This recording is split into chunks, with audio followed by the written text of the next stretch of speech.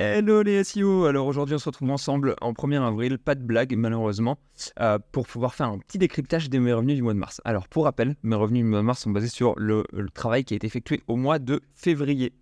Donc je sors directement la feuille de compte, histoire qu'on ne parle pas chinois et qu'on arrive directement dans les revenus. Assez simplement, voilà, revenu total de 7 418 €, ce qui fait à peu près 3 000 € de moins que le mois dernier.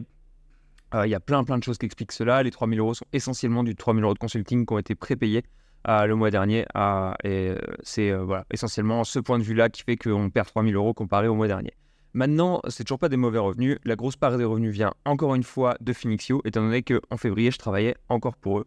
Et que même si ma période d'essai a été arrêtée au milieu du mois de février, ils m'ont quand même payé sur l'entièreté de février. Donc ça a été très sympa de leur part.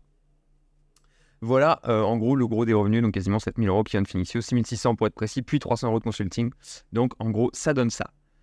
Les points qui sont importants, alors du côté de Manipuléo, donc pour rappel, je vous le redis rapidement, mais j'édite un SaaS, entre guillemets, un service plutôt qu'un SaaS, qui s'appelle Manipuléo et qui fait de la manipulation CTR. On a eu des revenus sur ce mois-ci qui sont à 1 200 €, qui est à peu près sensiblement la même chose que le mois dernier.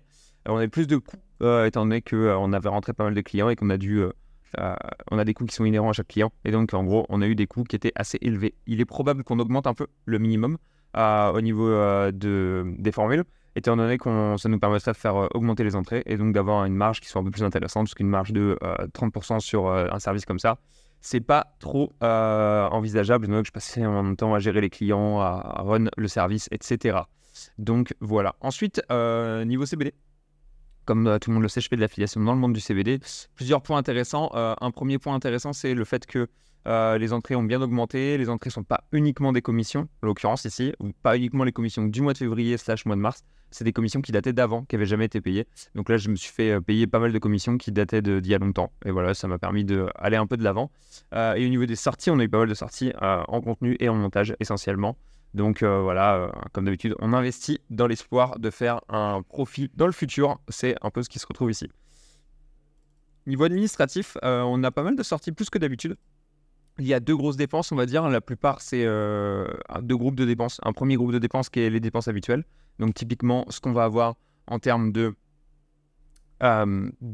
boîte postale, numéro de téléphone, etc.